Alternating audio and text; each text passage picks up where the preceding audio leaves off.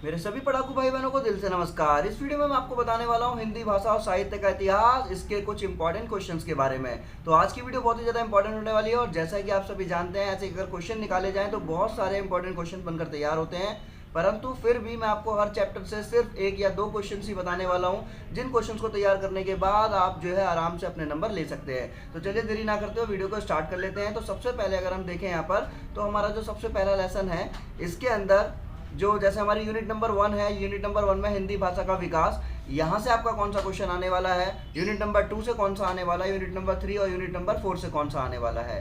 तो चलिए मैं आपको बता देता हूँ। सबसे पहले हम यूनिट नंबर 1 की बात करेंगे।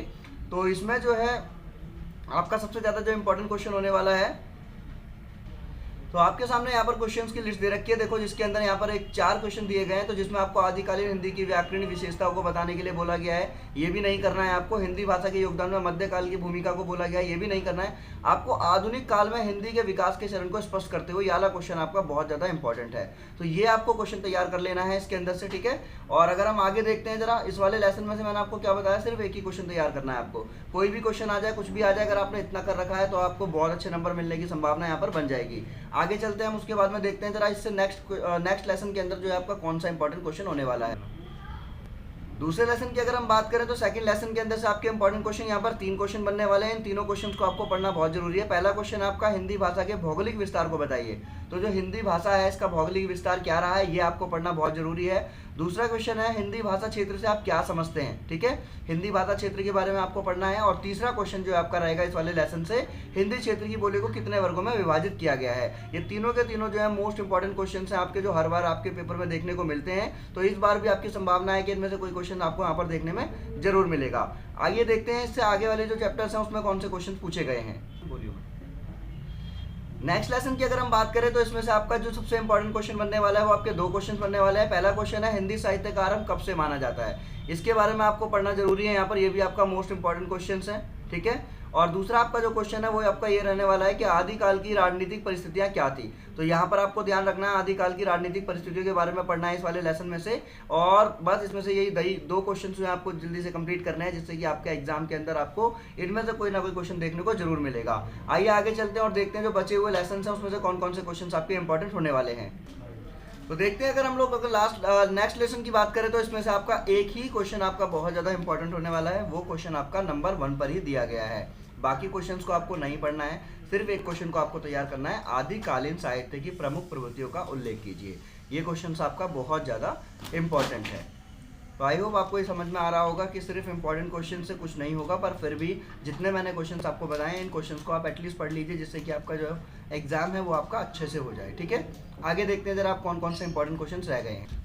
तो देखते हैं, अगर हम नेक्स्ट लेसन की बात करें तो बच्चों इसके अंदर जो है आपका नंबर 1 नंबर 2 ये दोनों क्वेश्चन छोड़ देने हैं। बाकी आपको नंबर 3 to नंबर 5 यानी कि 3, 4 और 5 ये तीनों क्वेश्चंस आपके लिए बहुत इंपॉर्टेंट है यहाँ पर, क्योंकि भक्ति आंदोलन की परिस्थितियों के बारे में भी पूछ लिया जाता है और भक्ति आंदोलन का उद्भव और उसका विकास कैसे हुआ था इसके बारे में पूछ लिया जाता है। और मोस्ट इंपॉर्टेंट चीज़ जिसमें यहाँ पर जो होने वाली है वो ये है कि भक्ति आंदोलन का समाज पर क्या प्रभाव पड़ा, ये भी आपसे पूछ लिया जाता है। तो ये तीनों क्वेश्चन इस चैप्टर में से बहुत ज़्यादा इंपॉर्टेंट होने वाले हैं, मोस्ट इंपॉर्टेंट क्वेश्चन बनेंगे।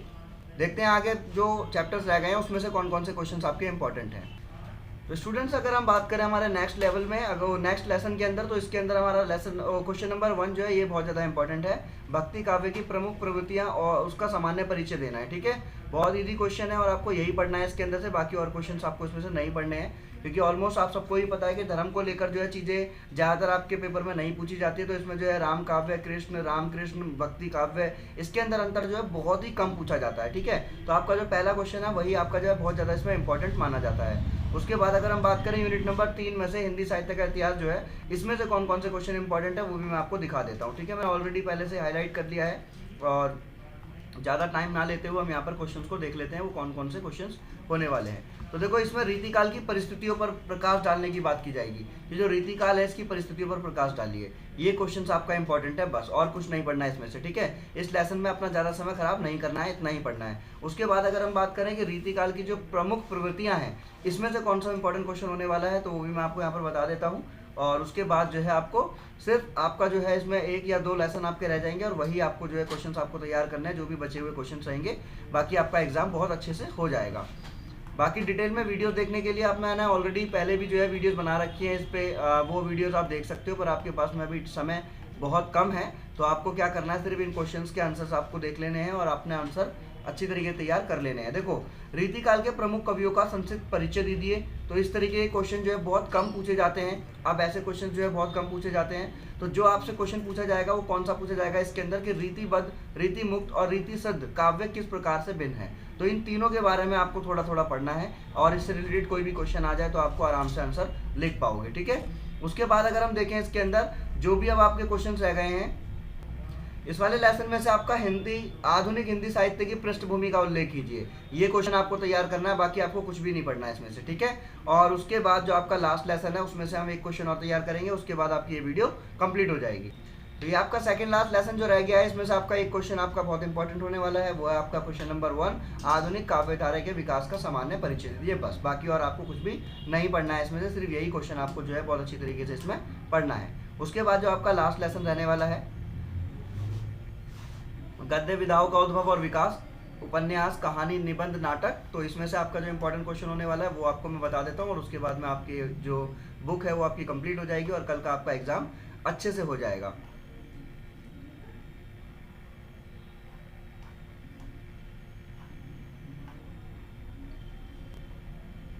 जो लास्ट क्वेश्चन होने वाला है इस वाली बुक से वो आपका ये है, हिंदी उपन्यास के विकास के चरणों को बताइए। जो विकास के चरण है उपन्यास के, हिंदी उपन्यास के, इसके बारे में आपको बताना है।